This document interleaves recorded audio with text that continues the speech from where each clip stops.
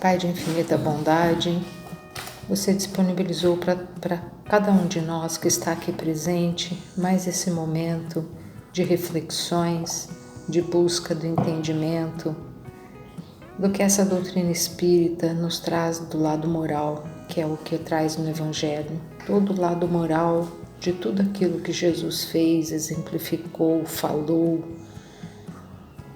Que nós estejamos aqui, Pai, buscando a nossa melhora, buscando as nossas iniquidades para compará-las com aquilo que tem aqui de conteúdo no trecho de hoje.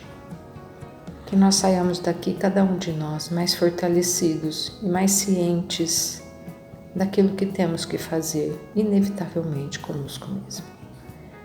Muito obrigado, Pai, por tudo que você traz na vida de cada um de nós, que nós saibamos aproveitar essas oportunidades. Que assim seja. Então, finalizando o capítulo 13, que vossa mão esquerda não saiba o que dá a vossa mão direita, benefícios pagos com a ingratidão, o item 20. A beneficência é bem compreendida quando é praticada exclusivamente entre as pessoas de uma mesma opinião, de uma mesma crença ou de um mesmo partido? Não. É preciso abolir, sobretudo, o espírito de seita e de partido, pois todos os homens são irmãos. O verdadeiro cristão só vê seus semelhantes como irmãos e não consulta antes de socorrer aquele que tem necessidade, nem sua crença, nem sua opinião sobre o que quer que seja. Estaria seguindo o preceito de Jesus Cristo, que diz para se amar até o inimigo, se repelisse um infeliz porque tem uma fé diferente da sua? Que o verdadeiro cristão o socorra sem lhe pedir nenhuma satisfação sobre sua consciência. Pois, se ele for um inimigo da religião, este é um meio de fazê-lo amá-la. Repelindo-o, faria que a odiasse. São Luís, Paris, 1860. A gente hoje está finalizando esse capítulo e principalmente um período onde a gente conversou bastante sobre beneficência, sobre piedade, sobre esse processo que é o processo que nos torna cada vez mais criaturas próximas ao Cristo e que muitas vezes a gente fica em dúvida ou até mesmo a gente reluta em realizar esse ato que São Luís está colocando aqui para nós. Ele coloca para a gente uma questão que é importante a gente se debruçar, porque nós estamos numa caminhada que nos conduz até o modelo que nós temos para o nosso planeta, que é Jesus Cristo.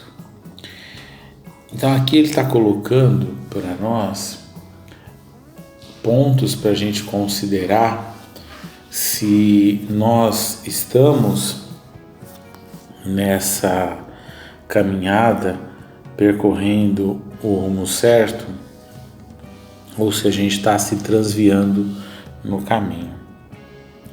Quando a gente reluta por qualquer forma que seja o auxílio a uma criatura, a gente se afasta desse caminho que a gente está conversando hoje. Às vezes, quando a gente vivencia situações muito diversas, situações muito complicadas, a gente tem realmente grandes dificuldades em colocar isso em prática. E a gente às vezes olha para as criaturas, para as situações e vê o quanto a gente ainda está limitado ao que a gente já vivenciou, ao que a gente conhece, aonde a gente se esquece disso que ele termina aqui falando, que a nossa ação ela pode ser um motivo de conversão para o outro. É algo que a gente olha às vezes para situações que a gente vivencia e o vício faz com que a gente muitas vezes, acabe agindo pelo homem velho e deixando de lado esse preceito que ele está colocando aqui, de forma que a gente pudesse converter as criaturas através das nossas ações, do nosso exemplo. E quando São Luís responde aqui para essa pergunta, a gente precisa realizar essa pergunta para nós, nas oportunidades que a gente muitas vezes já teve de fazer isso e que a gente relutou. Não importa se é um auxílio direto ou indireto, às vezes um auxílio de uma prece, o auxílio às vezes de algo material, um prato de comida que seja, e a gente se recusa porque essa criatura a qual a gente vai socorrer, ela não faz parte daquilo que a gente convencionou para que a gente possa assistir. Quando a gente vê ali na parábola do samaritano, Jesus trazendo o exemplo da assistência, preocupado primeiro com a assistência e depois com quem é o assistido, fica claro para a gente compreender que o movimento mental nosso, quando ele está constituído e embasado no bem, a gente realiza atos que muitas vezes preponderam as convenções mundanas, as convenções do mundo. Porque se a gente para ver esses preconceitos de auxílio, tudo isso que a gente tem são convenções humanas, são convenções do mundo, porque Deus nunca estipulou em nenhum dos seus mandamentos algum limite para a gente realizar assistência uns para os outros.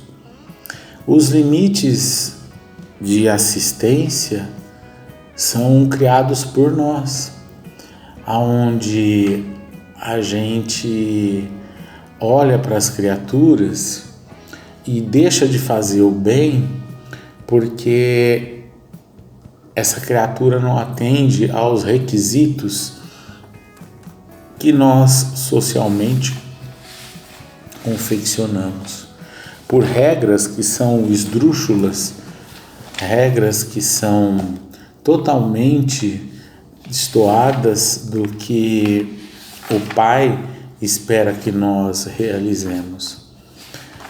Jesus trouxe vários exemplos de beneficência, de assistência para a gente ter como modelo.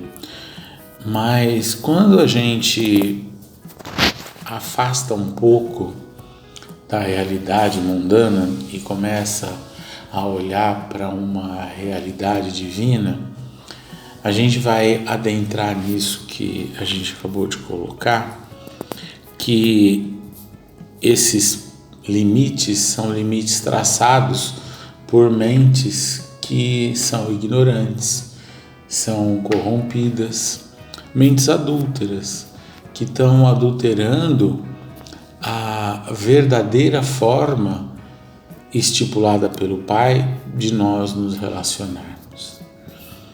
Se a gente abdicar de nós mesmos, no sentido de olhar para o outro como igual a nós, a parábola do samaritano ela vai influenciar as nossas mentes a agir como São Luís está propondo aqui para nós. de uma forma onde a gente sai do âmbito que muitas vezes é restritivo e entra nesse novo âmbito onde não há mais restrições entre nós. E quando a gente remove esses limites que são convencionados por outros homens, a gente vê a nossa essência. A gente começa a enxergar a essência da criatura. E eu nunca esqueço a primeira vez que eu ouvi, quando a gente conversava num dos evangelhos, eu acho, sobre amor, e foi feita uma colocação referente ao evangelho de um amor que às vezes um marginal tem pelo dinheiro, por exemplo. Né? E é difícil você enxergar, né, quando as coisas estão deturpadas, porque a nossa mente também se encontra às vezes deturpada e a gente não consegue olhar a centelha. A centelha, obviamente, ela tem que crescer e expandir, mas observar a presença divina no mais malfeitor que a gente conheça, no pior que seja, é um grande passo para que a gente possa desenvolver em nós esses valores de piedade, de beneficência, de amor ao próximo, porque não é desenvolver no outro, é desenvolver em nós. A transformação é nossa. Quando nós vemos nos outros a irmandade, nós estamos nos colocando de forma mais ampla que aquela criatura que não nos vê assim. A gente consegue, com o conhecimento da vida futura, entender que mesmo que aquele malfeitor me faça o mal, ele está fazendo o mal para algo que é do mundo. Se nós estivermos realmente convertidos e tivermos essa visão que ele está trazendo aqui para nós vamos ter a visão de missão cumprida.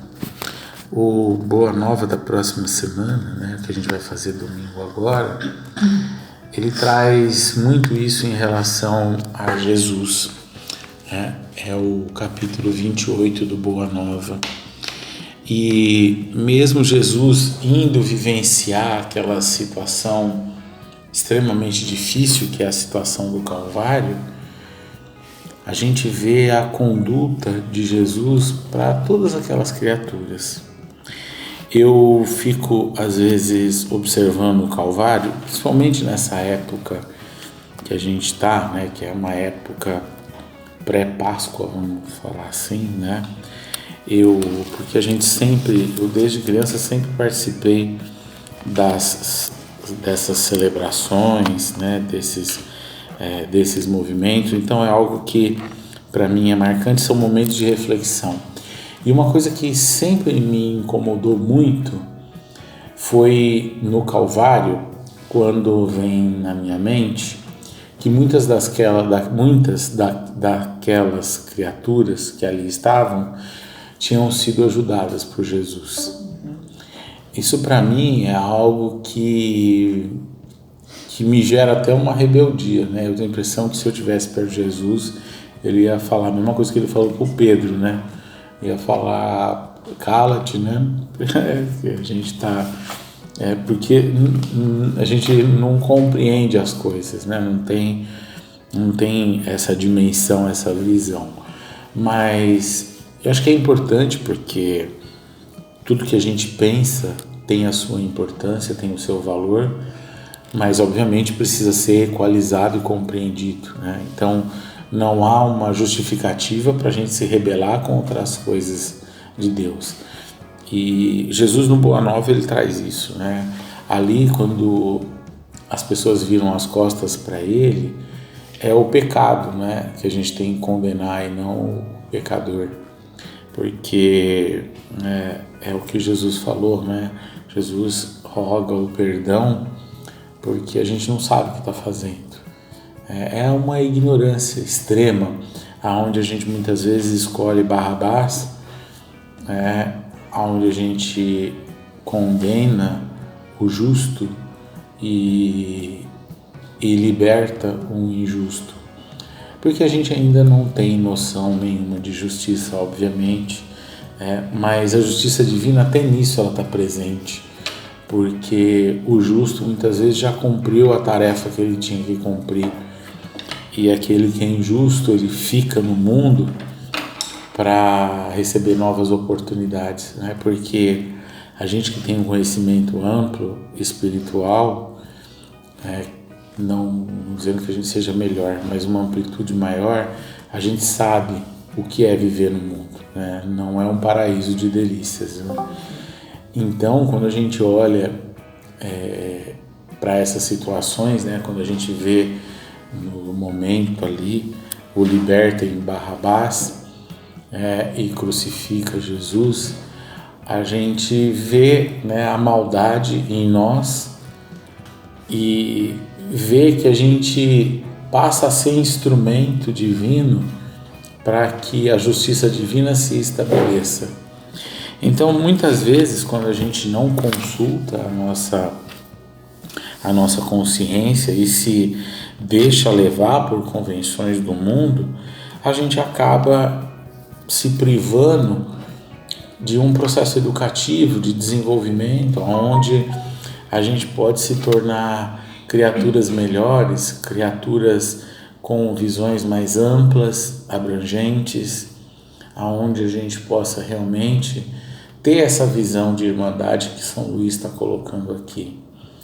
Mas é um processo que a gente está vivenciando e é um processo que vai demandar um esforço da nossa parte, até um instante onde a gente realmente já consiga fazer isso, né? Onde a gente consiga agir como o samaritano e consiga realmente auxiliar uns aos outros, né? Abrindo a nossa visão para realmente a gente ser o reflexo do Pai. Voltando novamente no que a gente vai ler domingo, já dando spoiler, né? Jesus fala de conhecer o Pai e saber a vontade do Pai. E a gente, quando a gente falha nesse processo que a gente está conversando no dia de hoje, é porque realmente a gente desconhece totalmente a vontade do Pai. Até aquilo que a gente já foi levado e permitido conhecer, a gente desconhece. Que é a bondade divina, ela está presente em tudo. Mas é um processo, né? E São Luís está trazendo aqui para a gente parâmetros que vão facilitar a gente levar isso à frente.